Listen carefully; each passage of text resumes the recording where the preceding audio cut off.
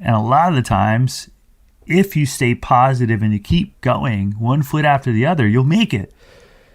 And damn, if that's not the coolest feeling ever. For those of us who haven't experienced it, ultra endurance or these stage races, they can seem almost superhuman.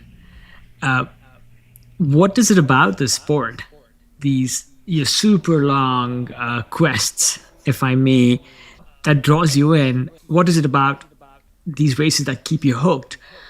And is there is this like any kind of special talent that you found in yourself that you were like, hey, this is the ability to endure these kinds of monstrous distances is the superpower I have, and I can really draw upon this and excel in them. I'd say it's not so much a superpower, but it's something I've honed. So I mean, I was watching this thing on Instagram, and they were kind of talking about the attributes of a champion, and all this kind of stuff, and I'm like, well, what they are saying is correct. Is that someone that is a champion athlete has this mental reserve. When everybody else quits, they keep going, and they actually will see a big mountain or a monster obstacle, and instead of talking to themselves about how I can't do this or that looks really hard, they'll go and attack it. They'll not just go to the mountain, they'll see how fast they can run up the mountain. So definitely it's a little different mental framework.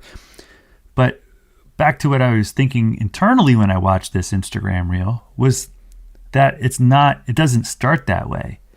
It starts by a small step, by getting out there and saying, hey, I'm going to try this. I'm going to expand my limits. I'm going to go and do this 10K run, or I'm going to go and do this 20-mile mountain bike race. That's how I started. I thought the guys doing the Wilderness 101 in 1992 when I was a kid were crazy. These people were coming across the line covered with salt.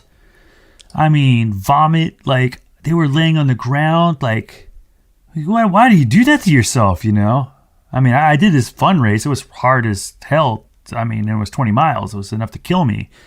And I'm thinking these people they raced 100 miles. I'm never doing that, but that's respect, huge respect. Now, of course, I've done, I don't know. I don't even know how many. I've got my Leadville belt buckle here. I've got my Margie Gessick 100 belt buckle. And I got piles of these things now. I've obviously decided maybe it is for me, but it was not immediately, and I think that's what people, I hope that I can get that across to people, is that, I don't have some like sick mental like fortitude that just came from nowhere.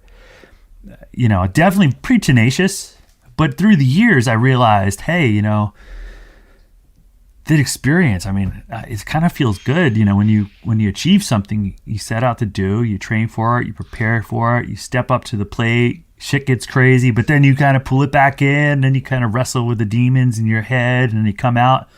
And a lot of the times, if you stay positive and you keep going one foot after the other, you'll make it.